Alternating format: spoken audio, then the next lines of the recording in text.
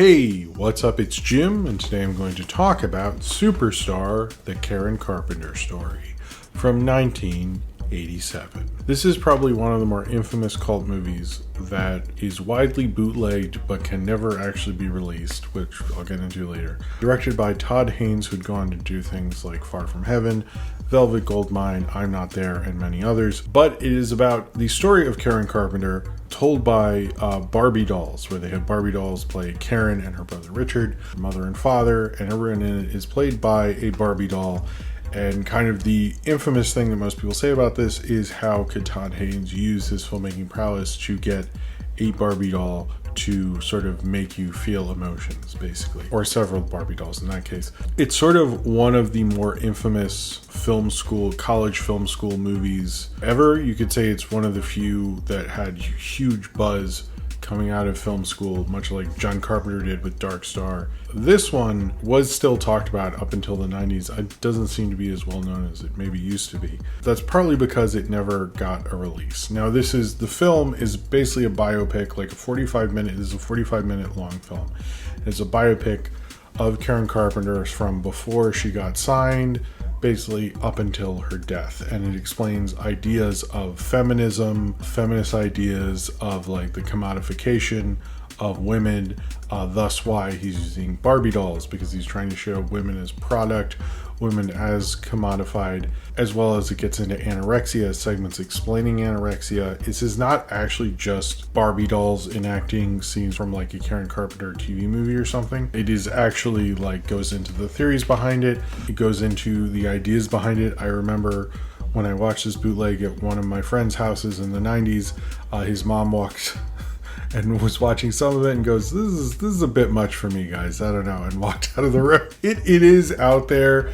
It is like pushing dynamics. It is doing a lot of unconventional things, but overall it tells you a very compelling story about the life and death of Karen Carpenter. And I've always felt, and I hadn't seen it in years, but obviously I watched it to do this review, that it is able to explain kind of her sadness, how she felt kind of trapped, the role of women and why women are forced into these roles, and why Karen Carpenter felt she needed to be skinny, why she was starving herself, and how the success of the Carpenters amplified that as she became a kind of simple, wholesome image for all of that, and her femininity especially becoming that as well. So this movie is not available. It's on YouTube illegally as bootleg, but it was kind of getting around the festival circuit.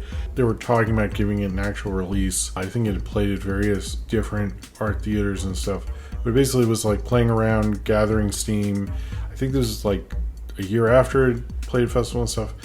And Richard Carpenter had seen it, and because this film is not super positive about him and his family and plays his sister's struggles with Barbie dolls and stuff, he sued the living fuck out of this movie and would not give permission to use their songs in it, which this bootleg has a lot of their songs in Let's Play for a long time. So I think he definitely got that YouTube ad revenue probably. But he really just sued the crap out of him. There's no other way to say it. He really did. So much so that this film is in the collection for the Museum of Modern Art, but they actually can't play it like ever, but it can still be in the collection. So if anyone is ever in the Museum of Modern Art collection and sees this movie, like take a selfie with it, because that's as much as anyone could do with that, apparently legally. So it's really crazy. And I used to think when I was a teenager that he was a jerk because this was such a cool movie. I have changed my mind on that. I think he was maybe a little harsh, but at the same time, if someone blamed me for my sister's death and then played my sister's death in a weird short movie with Barbie dolls and shit, I might not like that movie so much. I don't know. That doesn't sound like a thing that I would be super into. And I'm sure the one time, if he got through the whole thing, I don't know, I couldn't find a quote from Richard Carpenter. I'm sure he got pissed off pretty quickly, and rightfully so. I don't think he was having an ego about it. It was your sister's death. However, I don't think this film is as interested in his story. Obviously, it's about Karen's story, and I think it is very good to her. I think it is showing the complexities of that story in a 45-minute runtime. And I think one of the things about Todd Haynes, as we've known him through Velvet Goldmine, I mean, I watched this so long ago, actually, I will say that it was like when I used to watch with my friends, it was like, oh, this is the guy who made Velvet Goldmine. Be like, oh yeah, that was a cool movie. All right, yeah. And like now he's like much bigger than that. But even making a film like Carol and everything. But like I think if you look at his earlier work, it is sort of like so many like different ideas, or like I'm Not There, the Dylan biopic where he's like 6 different people play Dylan. He does all these really unconventional ideas, but he's able to make you feel something and tell a story through those unconventional ideas. There's a purpose for them. I think when people like mess with form, people often think, oh, they're lazy or they couldn't figure it out. To me, it's like, I think filmmaking and art often is problem solving, particularly filmmaking. And this was made like while he was at Bard College one summer in 1985 over like 10 days. It really doesn't feel that way. I know he like kept working on it for a while and stuff, but it really feels like a film he kind of labored over and tried to figure out how to get it to work. It's very smart and very sensitive about Karen Carpenter. I think also like it shows like we're still sort of talking about him as a director, and this like student film has gotten to live on. Now I think what holds it back is the bootlegs, because there's a certain part where there's a bunch of text on screen and you can't read what the fuck is going on whatsoever. And it's really hard to tell what's going on in certain places. Apparently there is a restored one at Sundance, or the Sundance Labs, and he thinks there's been legal writings and stuff that can somehow get this film out. I don't know what those are, but I would be happy if this film came out in a better form. I think it would actually help it out. Like the versions that are out now are not very good, as you've seen from the clips while watching this video. That is the best I can really do. It's really grimy and dirty and stuff, and that's always how I've known this movie. So I would like to see it in a better version. But the thing with this is showing that Todd Haynes is able to tell the story with all these cutaways and all these different things. I mean, if you look at, there are TV movies of the Carpenter story, and I don't think nobody is going to write about those.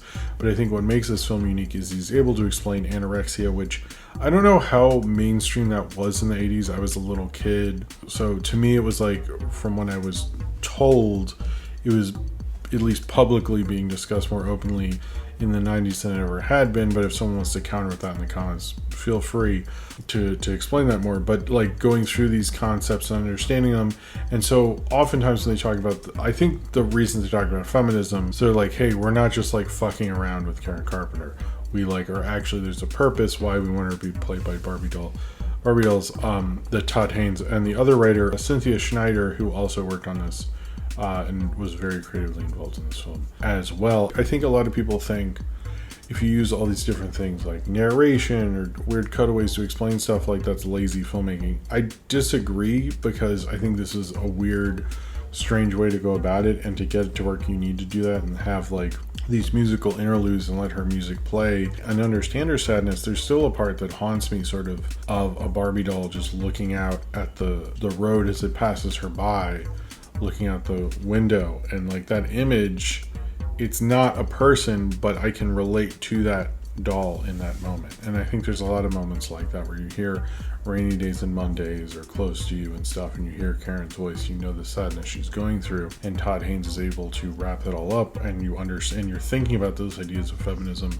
and anorexia and all those things all wrapped up together, which I think makes it more powerful in a way, because it really wants to deal with those issues. You know, maybe that could be preachy in a certain regard, but I think it actually really works. Karen Carpenter is sort of a major contributor to this film as well, and how it became such a thing. But I'd also say Mariel Groover, I think, her name will be down here. Her performance as Karen Carpenter makes this movie, and I think without her, this film wouldn't be what it was. I also think Todd Haynes showing clips of what was going on in Vietnam and culture at the time kind of helped sell like why the Carpenters were what they were, which I think is harder to explain to people. Like, you know, hard rock and heavy metal, I often hear that when they talk about why the Carpenters are different, but it's like also like Vietnam, also Nixon, also all of that cultural context I rarely hear when I hear talked about like podcasts and stuff about the Carpenters. So I think that actually really helped. I think it's a powerful film.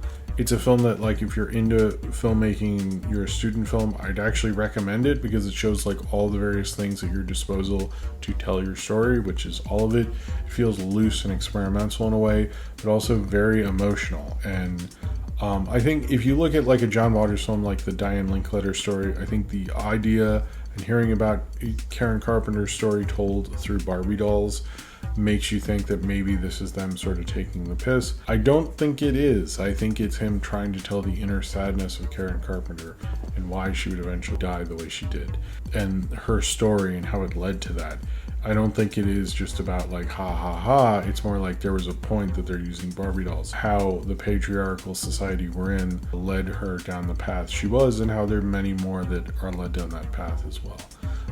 This is kind of a very strange, odd cult movie, and maybe for most people it's not something they'd be into. But I think there's a power in this film that they're missing, and it shows the power of what you can do even with the simplest tools, and to make something and make a story and reach out to you and say something about the sadness that was in Karen Carpenter, or the perceived sadness as you feel it was in Karen Carpenter this whole time, and be able to tell it with just simple childhood playthings, and be able to say so much more about her than a more traditional and well-budgeted kind of TV movie could, even if it's being respectful. I think maybe what Todd Haynes got at, without being respectful and getting Richard Carpenter's permission, a kind of a sadness and a darkness to this whole story that I don't think anyone could have shown in any other one that was given permission. The underlying kind of thing that was in her psyche, or how what he felt was in her psyche, and the only way to bring it out was the commodification that was ultimately the downfall of her and the downfall of many others with anorexia, and the idea of the harmfulness that the dolls that they're telling her story with have within them, but also how that sadness can be reached through them at the same time. So if you've seen Superstar, the Karen Carpenter story, and you'd like to talk about it, then comment below in the comments and subscribe if you would like to.